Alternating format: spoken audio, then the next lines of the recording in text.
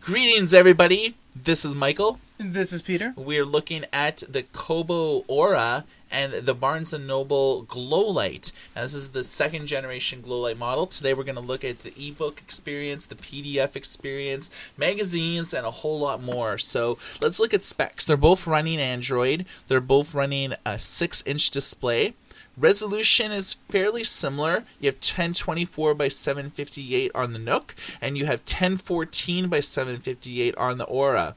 The Aura has a better processor at 1 gigahertz, while the Nook has 800 megahertz. The Kobo Aura has 1 gig of RAM, while the Nook Glowlight 256 MB. They both have 4 gigs of storage. The Aura actually has SD card support, while the Nook sadly is lacking it in their new model. And they both have relatively about 2 months of battery life. This is the Kobo Aura. I'm going to show you something really interesting if you haven't seen it yet. The bezel is flush with the screen, which is awesome because that means it's not sunken in. You're not going to get trapped trying to catch the drop down at the top and not quite hit the touch. It's actually very responsive. It's capacitive, multi-touch, pinch and zoom capabilities. Yeah, it feels like a tablet. Yes, absolutely. Whereas it fits the Nook really well in your hand. The Nook is using sort of outdated IR. Yeah, we're going to get to this weird rubber thing in a second here, but we'll just show you the outsides here. We have the on the bottom there's the SD card slot and the micro USB card slot. You'll notice that this is kind of bashed up. This was the one from our drop test, so we apologize. Glow light button on and off, power button, and the back has this very nice textured, grippy rubber.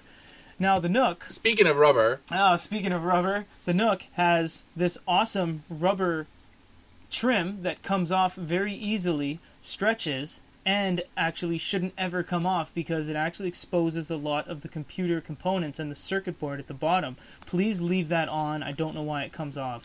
I don't know why it comes off either. My only opinion is that Barnes & Noble may release different colors. Customization, yeah. Personalize your Nook and all that, but as it stands, sure, it's a little bit bouncy, but I don't see the use for it.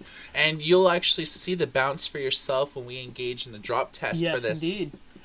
Nook button, status indicator light, USB port, and the power button. Pretty simple. No SD card slot, no slots anywhere embossed, and no kind of grooves on the back. No. Nothing to really assist in your grip. And you might notice that neither of these e-readers have manual page turn buttons. It's all just done on the touch screen. Exactly. Speaking of the touch screen, this is your main home screen now on both of these models.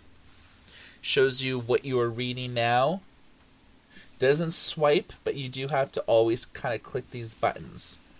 The Kobo, mainly a dynamic home screen, so any books that you purchase, any books that you recently read or have added will all appear here on your main screen. So your screen will look different than our screen. The only thing that will remain the same is the sync button and the different recommended reads. Let's check out the library. This is where you're going to spend the bulk of your time. See, with Kobo, you can actually hit library and have a number of options to search for right off the bat. Whereas with Nook, you're just right in your library.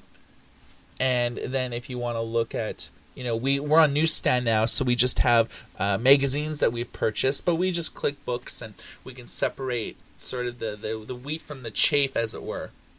A couple different ways to view things. List view, gridded view. I always like the cover view because it has little thumbnails and it looks like books on a shelf. You see that there's no information, whereas every one of the books here has a little bit of info. However, you display it who here. The author's by, the name of the book, the publisher, and things like that. I find that a lot of it is truncated, so it'll say Barnes & Noble, CLA, ... It's like, what does that even mean? Why do you even have that there? Right. I would rather just have, like, the author or something. Yeah. Just keep it simple, right? So pretty bare bones library experience. Not too bad. Keeps it nice and easy. Let's dive into an ebook. These are obviously e-readers and you're buying them to read. So let's commence the reading. These are the two side by side by default. This is The Hobbit. This is Pride and Prejudice. Neither of these they don't really overlap with a lot of similar titles, so we're just viewing books that were kind of on here that we've reviewed in the past. Well, it seems to me that the text is pretty small. You know, Right. what could we do to increase the size? You can click the middle and open up the little A's at the bottom. Same with the Nook. From here, we have very different ways to adjust the text. You have A previews of how big the A is going to be, relates to how big this is going to be roughly. You have line spacing, margins, and text styles, whereas here you have text styles in a drop-down menu. So And you have a whole hell of a lot of fonts there. And we have these slider bars where once you let go, it adjusts accordingly. And it'll adjust live. We have line spacing, margins, justification, and so forth. Kobo actually goes the extra mile and gives you an advanced. And what this is a before and after look of what your text looks like on the previous page and what it'll look like after you're done compiling it. And you can either apply or revert, but we're just going to revert because that's a little too big. Yeah. Now we'll apply the regular. Now you can do long presses, of course. This will give you a couple options. The Nook we'll start with because it's pretty bare bones. You have highlights, notes, share, and lookup. Highlights just highlight basically. We'll make notes on both of these so we can compare the keyboards. These keys are very close together. These keys are a little bit more spread out, so I kind of like the way this keyboard is a little better. Yeah, I dig it. However, this displays a dedicated row for numbers, and it has a lot more special characters. But the special character here, like question mark and period, it's actually really close. You can't really tell which is which. It almost looks like it's a question mark, and you would never know that that's actually the period button. Right. Now, for the Kobo, you have a lot of options. You have Facebook, you have lookup, you have dictionary that pops up with a little preview of what the definition is, full dictionary, search, and so much more. On the Nook, all you have really is share and lookup, and the lookup is just the basic dictionary. With the advent of the Kobo Aura, we now have Beyond the Book. It kind of goes beyond the book and tells you, you know, if you want to learn about Gandalf, you can click about Gandalf and get a character bio on him and, you know, similar titles that actually feature him on it.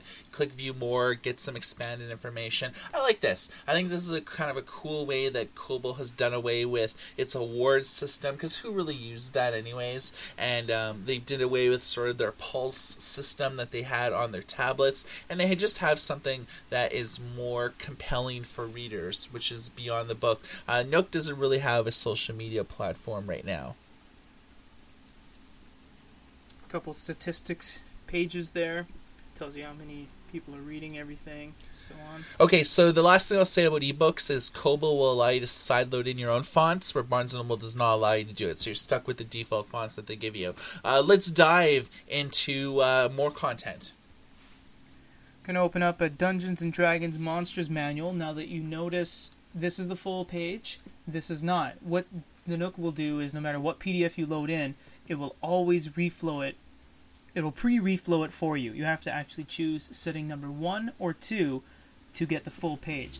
Now these look very similar. You might say, wow, they look great. You know, this is going to be fun to But it seems like the text is really small. Like, right. You know, I can't... you can't pinch and zoom. I wonder why that is. This is because this is running infrared, whereas this is running multi-touch capacitive.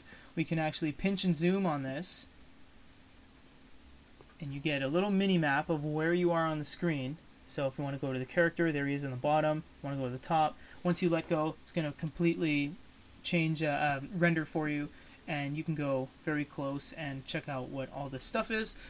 Now on the Nook, you do have reflow options. For example, setting number 4 will reflow everything, strips away all the pictures, and leaves you with this. You have no idea where you are on the page, can't make notes or highlights or navigate around. It's very restrictive, and I find it can be more of a headache than it's worth for a lot of things, honestly. It's just not intuitive. No. Everyone's used to smartphones and tablets now, where you can pinch and zoom, you can double tap to make text larger. The Kobo does all of this. The Nook doesn't. The Nook PDF experience almost feels like it's 2 years old. Mm-hmm. It doesn't really feel like they've made any improvements from like 2 years ago when like this was the standard way to do reflow and Kobo is the new way to do reflow. Yeah. Okay, so we've looked at pretty well the two most popular formats, ebooks and PDF files. This is why you buy an e-reader. Of course, newspapers and magazines look very much like ebooks. We're not going to go into that today. And now we are in total darkness. Now we're going to turn up the Kobo Aura. 1 e-reader.